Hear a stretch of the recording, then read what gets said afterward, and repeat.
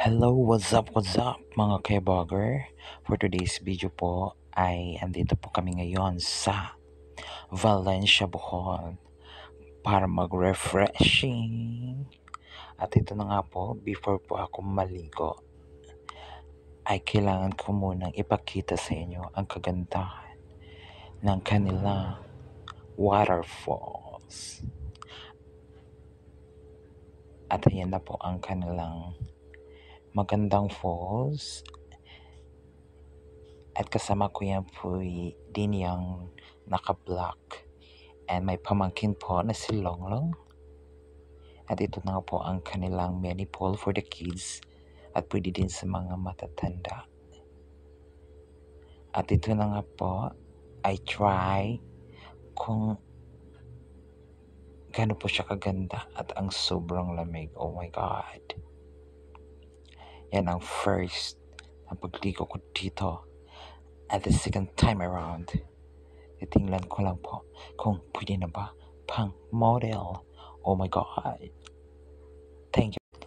Actually, eventually, OMG, sa kabilang banda po ay makikita po natin ang kanilang malaking pool na galing din po sa spring nila at makikita nyo dito ang kagandahan ng Padyang Spring Resort.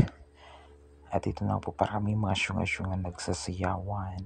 But instead of na mag-swimming sa middle, sa nakita nyo, andito lang po ako sa may side ngayon dahil hindi pa ako magaling sa pagsiswimming.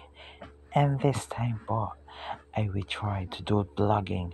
Pero ito yung sister ko po. Gusto niyo mag-vlog pero hindi naman nagsasalita. Oh my God, kaya ako na lang nagvo-voice over ngayon. At sana maintindihan niyo po na hindi pa ako marunong mag-Tagalog masyado. Kaya ganito po ako magsalita. Oh my God. But ang importante, masaya kami.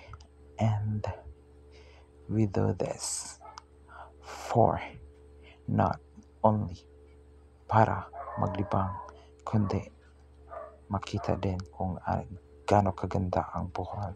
Because I am proud to be Boholano.